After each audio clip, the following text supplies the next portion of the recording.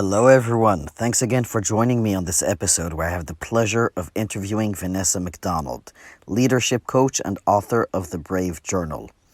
In this conversation, we discuss her previous career and what personal habit disgusted her so much it became the catalyst for what she does today. We also discuss the difference between bravery and courage and how to decide which to focus on. As you'll be able to tell from my laughter throughout the podcast, I thoroughly enjoyed our conversation, and I believe you will too. Don't forget to listen to the end. After the interview, I answer a question from the audience. This time, I'll answer a question about happiness. Hey, we have Vanessa with us. Vanessa, how are you doing? I'm good, thank you. Nice to be speaking to you, Ludovic. Nice to be speaking with you again. We had one previous conversation, and I have to say it was a lot of fun because you give as good as you get. you know?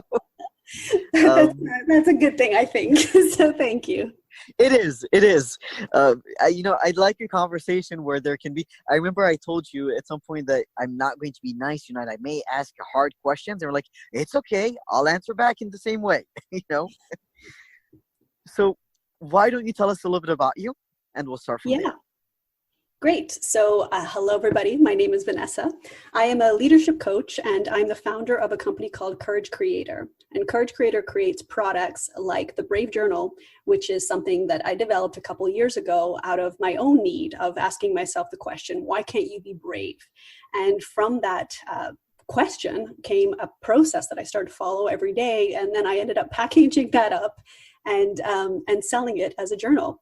That's been something that has totally transitioned my life. So very recently, actually early February, I left a 17-year career in PR and marketing to pursue this full time. And that's me in a nutshell. Obviously, just before the pandemic. Yes. Seriously, I had this idea on my mind for a long time. And I think many people are like that. They have this idea, and am I going to do it? Am I not? And I finally thought 2020 is my year. I'm going to do it. And I left the company in February, and I literally locked myself into quarantine to create the website, to get clarity on coaching. And I announced it to everybody I know on March 11th. March 12th, they declared the global pandemic. So, timing is interesting. But if ever there was a need to be brave, I feel like this is the right moment. So that's me. Absolutely. So, Vanessa, question, why brave? Why is that the important thing for you? It's so interesting. I consider myself an introvert, and I am. I always have Really? been a quiet leader. Yeah, you'd be surprised talking to me, I guess, because I do have a sharp tongue. It's true.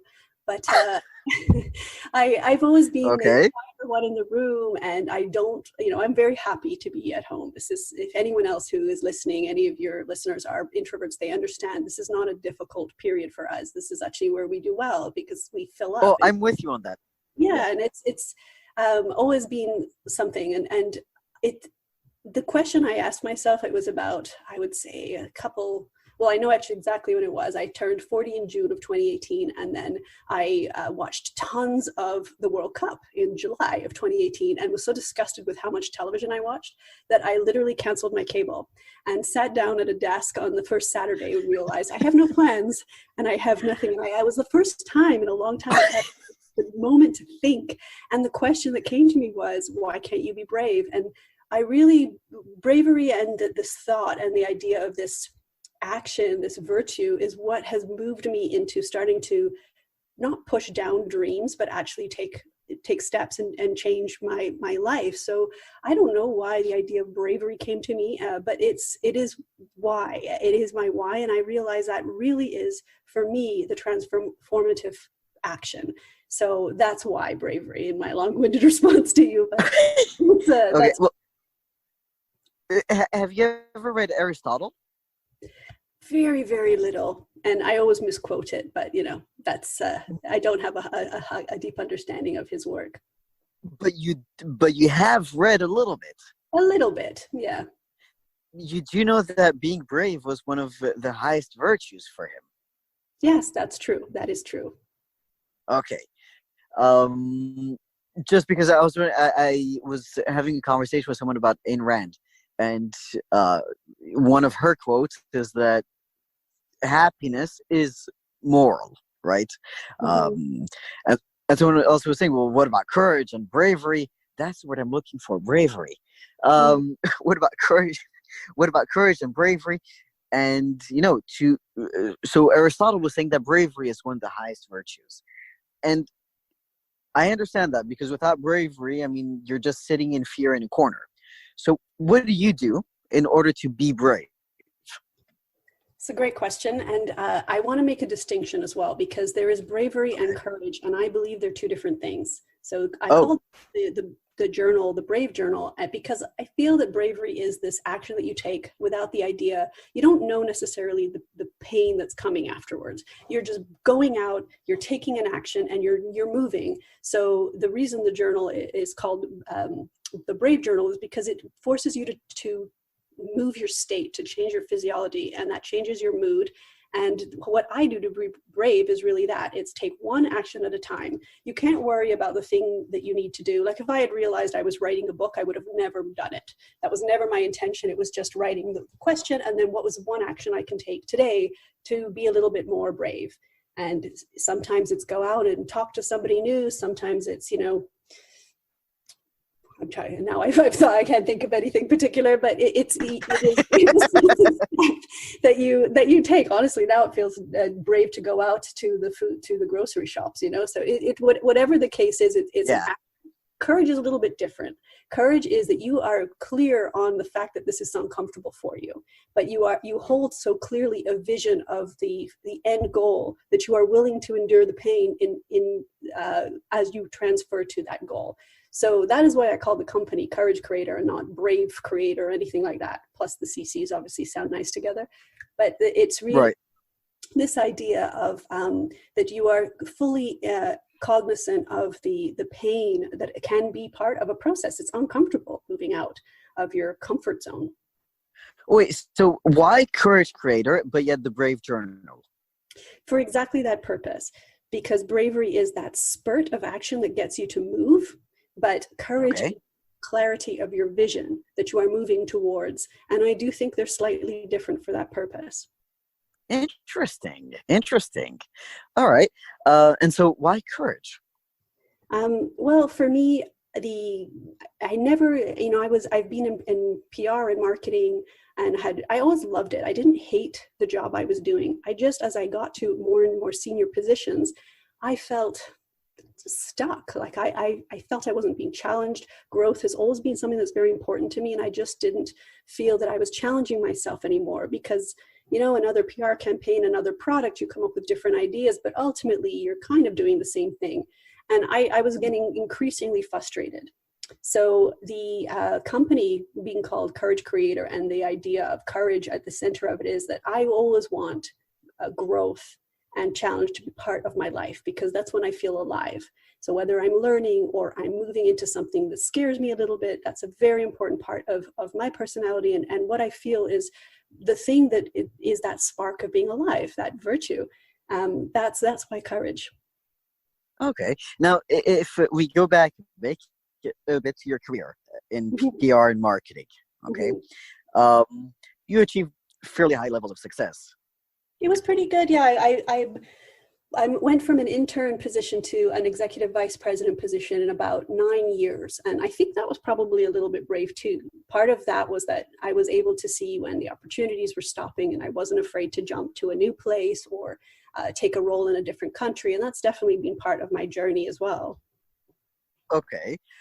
Most people, who are barely making ends meet, dream, right, of achieving such a high level of success, because that brings also financial comfort, right? Definitely. Stability. Mhm. And yet you got there. And this is something that I've seen, in my life and also just in general. Many people achieve that. And then it's like, wait, there must be more to it than just this. That's right. Because the And then thing they just leave. that's Yeah, and sorry. it is exactly this. What happens is that you bring yourself everywhere you go, and trust me, and you probably know this too, because I know you're a big traveler, and so I have lived in several countries, and I've always felt that that's a core part of who I am, and I it took a long time for me to learn that no matter what country I moved to or a fresh start in a different job, I was still the person going. And I Yeah. think that's, I always say that I spent my 20s doing that, traveling and distracting myself with the curiosities of new places and new experiences. And I don't regret that. I think that's that's what you should do in your 20s, travel and see the world and take the jobs that don't make sense and all of that. Then what happens is you get to a certain level, and for me, this was the 30s, I think for many, where if you haven't distracted, or I shouldn't say distracted, but some people do take on the family and the big job, and that's where all of their attention goes. And in my case, because I didn't have a family, I found that I was spending more and more time with my own thoughts and my own silence. And in that, I didn't like what I was seeing. I didn't like the things that were getting just that didn't like the pieces of my personality that I hadn't really take the time to work on. So really the last 10 plus years of my life, I've been really working on myself, and it begins with whether it's your values or who do you want to be and what do you leave behind. Courage is certainly part of that. I'm very proud of the career and the things that I worked on in marketing and PR, and I'm proud of the teams that I was part of building. But I want to leave something else at the end of my life. And it isn't just a bunch of PR awards. It had to be something a bit bigger. And that's really what this is for me. Okay. Now, here's a question. When you were traveling in your 20s, Mm-hmm. I'm assuming that affected also, who you became as a person. Yeah, for sure. Can you tell us more? Yeah, I'm very lucky because I think travel has been part of my life, and navigating different cultures from the time I was born. My mother is Italian, but she was raised in Brazil. My father's Scottish. I was born in England. I've lived and worked in several other countries, and each of those places have been part of my story. So I've always known that just because I see something a certain way doesn't mean it's the way. And I think that's the greatest gift of travel, is it opens your mind to different perspectives and ways of doing things. There's not necessarily a right or wrong. There is the way one family member does it, the way another does it, and then the way that you might choose that's right for you. That's probably the biggest gift of travel in terms of human interaction. I would agree. And how do you feel that helped in your career afterwards?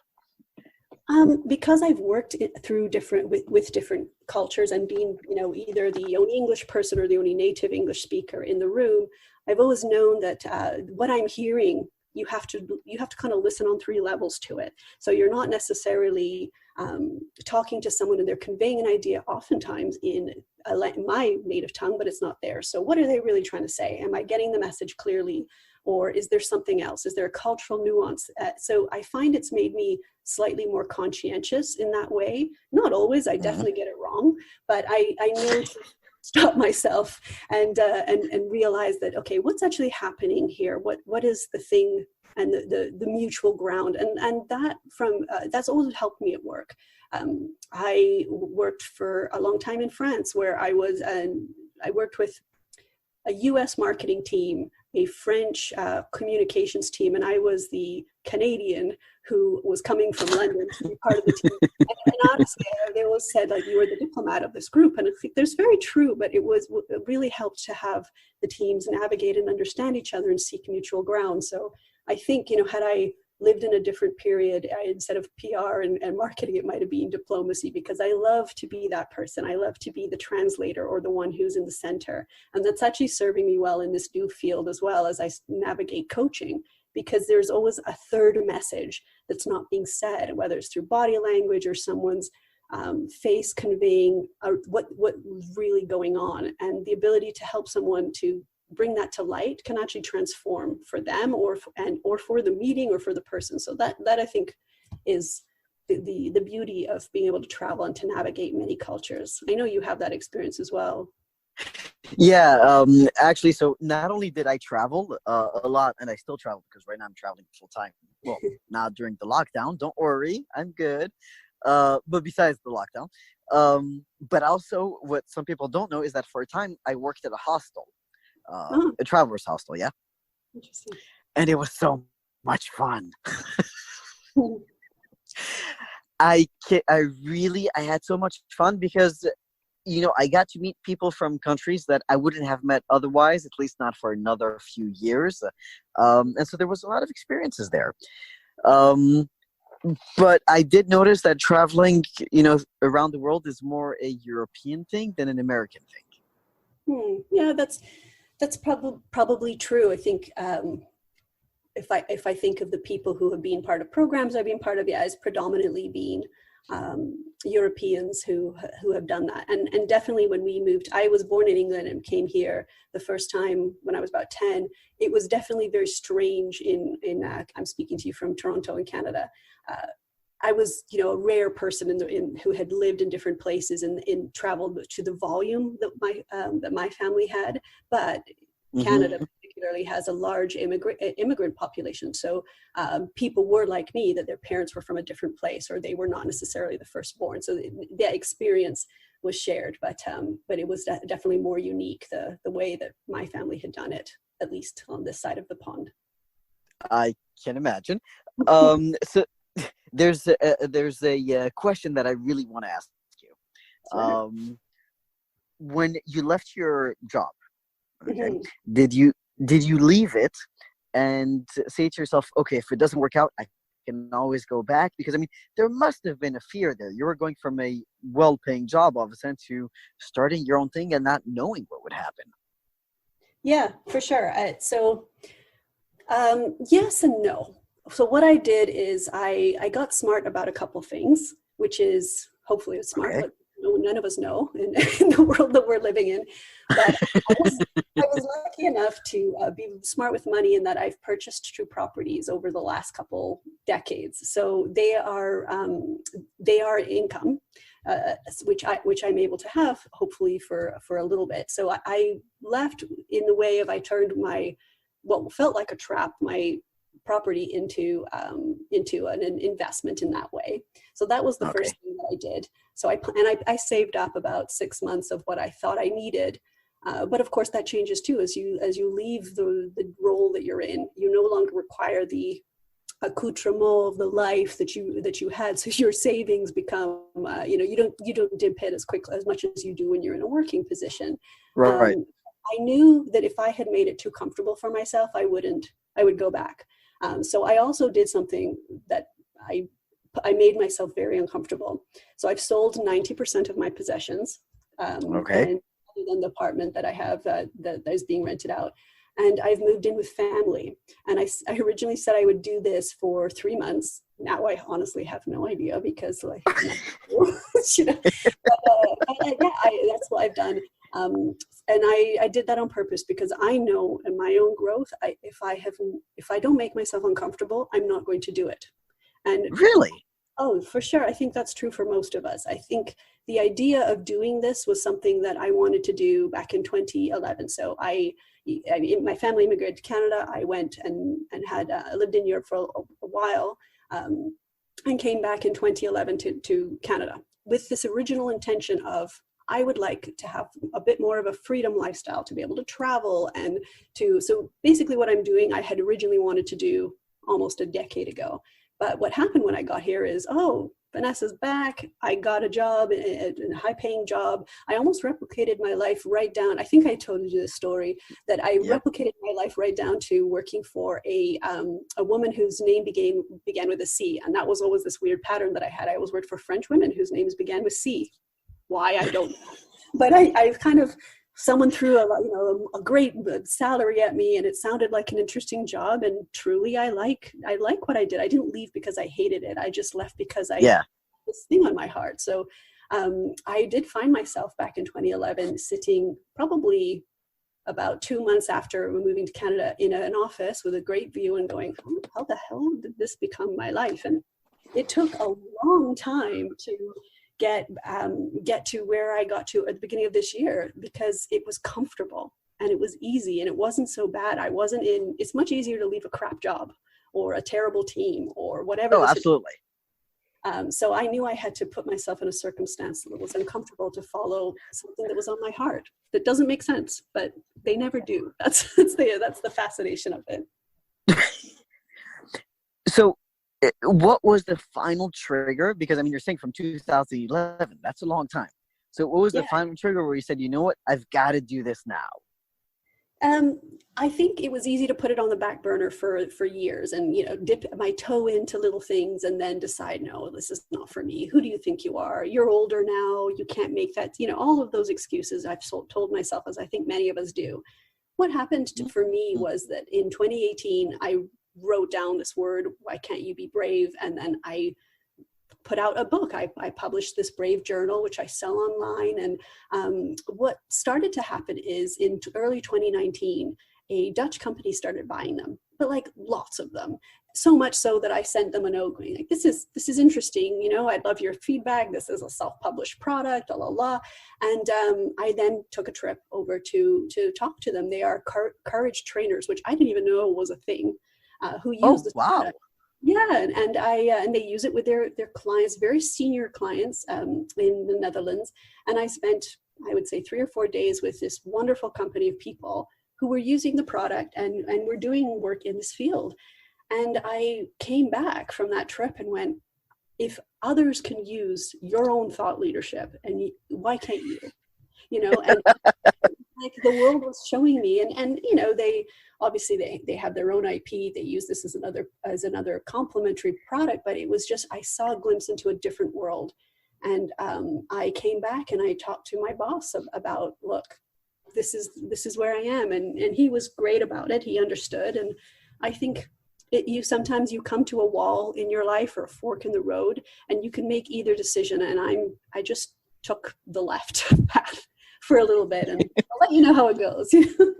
Well, so you're saying a little bit. Do you see any option about you going back to the corporate world? No, not to the role that I left. I think the reality is we always know, and as you get older, you have a skill set that you can. Actually, I should tell you what my real fallback plan is, which is I figure I can always work at Starbucks. I found out Starbucks managers something like $50,000 a year. This is 50,000 Canadian dollars, so let's say like 35,000 US. I don't know. I don't even know if that's true, but I feel like, could I do that? That might be okay. So I say that jokingly, but realistically too, you have to be willing to start again and again and again. And I really feel like I'm the kind of person that if I need to make coffee again, that's what I did all through university. I worked at the Canadian equivalent of Starbucks. It's a place called Second Cup. And I'm like, if I have to do that, I will. But can I really go to the end of my life and die knowing that I had this opportunity and I didn't do it because it was safe? No. So no matter what happens, whether I end up in Starbucks in a year or in another PR agency or whatever, I know I've tried. And even though it's scary as hell, especially in the world that we are in right now, I do have clients, I am selling books, and I've never been happier because I'm living what I wanted to do for so long. And that's all I know. I could be totally wrong, but I know that the feeling of integrity with yourself is the thing that is worth living for. Well, you sound very happy. I mean, we can hear it in your voice.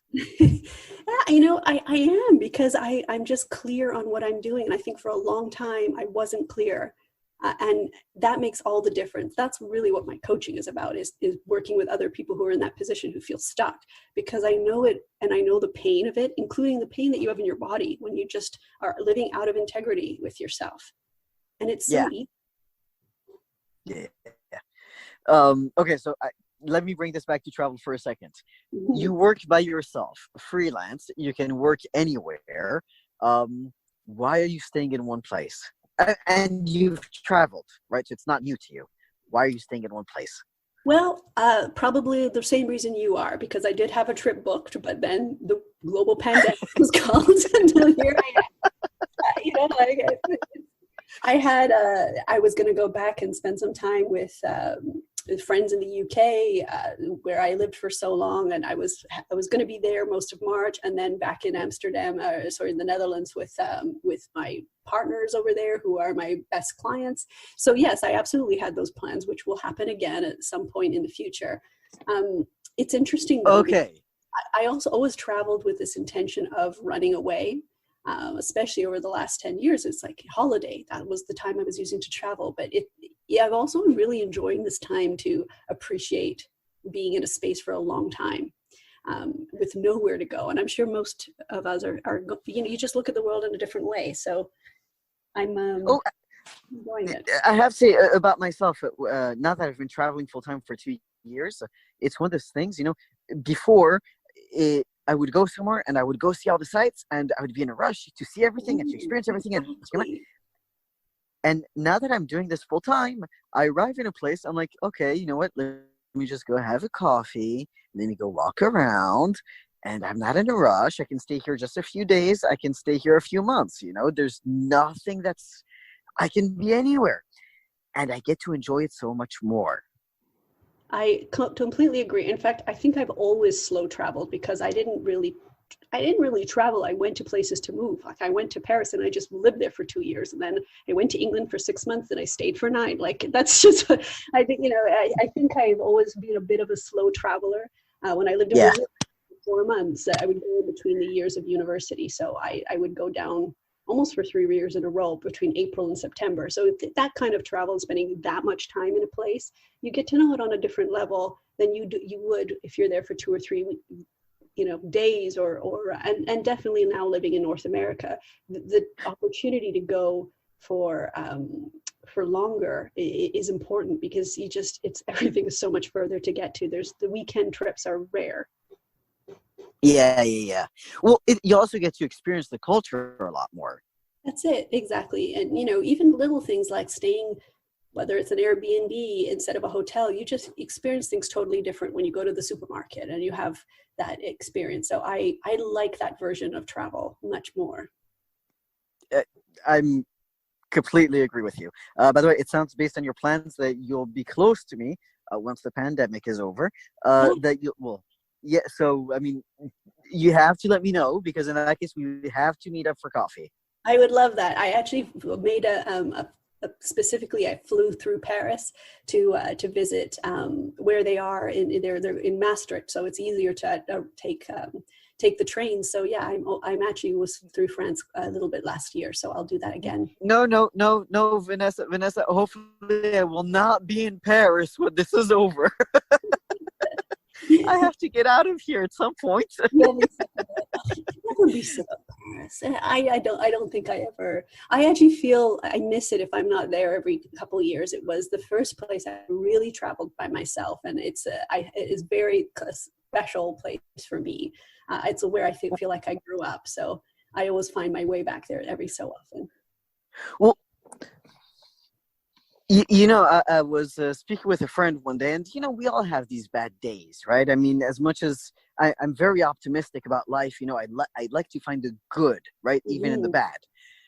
But every so often, you have to just let out, a bit of that rant, and and just let it course through you, let it go, and then you're good, right? I'm sure you know what I'm talking about. Okay. So one day I was back in Paris, because just for the listeners to understand, my legal residence is here, meaning whenever I have something to do with paperwork, I have to be here in Paris. Okay. Right. And paperwork, because bureaucracy, right, was taking longer than expected. And I called up a friend. I was like, I can't believe it. I'm stuck here for longer and this and that and that and that. And he was like, wait, shut up. I said, why? He said, do you realize how privileged you are? You're complaining that you're stuck in Paris. Oh, God. And I stopped first. I started laughing. I was like, you know what? You're right. I'm being a complete ass. You're right. I'm lucky. I'm stuck in Paris, I was talking about this morning with family. That really puts things in perspective. Definitely. Yeah. What would be the ideal place? I think, honestly, we were talking about where should we quarantine if we had the choice. And I think Southern California probably would have been a better choice, because at least you would have had a pool and you could be outside. So it's all relative, right? But you're definitely lucky. Toronto's lucky. I feel lucky here too, because I have the lake. So walking by the lake every day has been so important for mental health. And the one walk that we get to have, if we're practicing the self-isolation properly, that it does feel like having a body of water or having a garden or something is so important. Absolutely. Absolutely. Nature makes such a big difference. And to be honest, because I feel like I was doing the self-quarantining all through February, like I left the role, I believe it was February 7th. So February 8th, I started what is essentially the same routine that I'm living now, which is I get up and go for an hour-long walk in nature in the morning and then sit down at the desk and start to work. And it's having that routine has it's really instilled in me now. It's been a couple of months. It's just been so important for mental health. And sure, this is, you can sit there going, this is not what I want to be doing, or you can just accept it and surrender to the circumstance and find the joy in it. And I'm really happy that of the few things that I've done, that has been a core piece of the morning, which is the walk. Exactly, like we're saying, finding the good in the bad, right? So on the one hand, I'm stuck in a place where I'd like to be out of it already. On the other hand, in the morning and in the evening, I hear the birds singing, their good morning and their good night, right? And I hear them really loudly, to the point where it actually wakes me up, right? And in the evening, I can't tell that it's sunset yet until I hear them, right? When I hear them, I know that it's about to start being evening. And it's so beautiful. It's so calming. Yeah, I know what you mean by the birds. I've noticed that here as well. They're louder this year because none of us are around, or are we just noticing it? Yeah, for sure. Well, the other day I was hearing like mad shouting, right, just outside. And after a few minutes, I was like, what the hell is going on? And, I put my head out and I see these two magpies just, I don't know if they were playing or fighting, I don't know magpie. But it was amazing because they were right next to me, like right next to me. Yeah, nature's. It was beautiful. It's nice. It is nice, and we never notice this stuff because we have our heads in our iPhones or whatever the case may be. So it's nice that we are taking a moment to pause and remember that we share. It absolutely is. Vanessa, if there's one thing that you could say to the entire world, whether just for now or in general, what would it be? It's to live more authentically, in the sense of, if you've got a vision, an idea, something that you want to do, take 10 seconds and imagine being the end of your life and having not done it. And that feeling that you have inside, that feeling of your stomach crunching, go and figure out one step you can take to do it. It's once you start to move out of your comfort zone, your whole circle expands, and it is worth it. It's worth all the levels of discomfort to be able to do the thing that's on your heart. There's a reason why that thing is on your specific heart. I love it. I really, really love it. And if people want to find you and the Brave Journal, where should they go? So you can either go to www.couragecreator.com, or I'm on Instagram at Courage Creator as well. And you'll be able to find me on either of those places. But you can buy the Brave Journal through the website. And if you actually just Google Brave Journal, I will come up with it too. So that's how you can find me.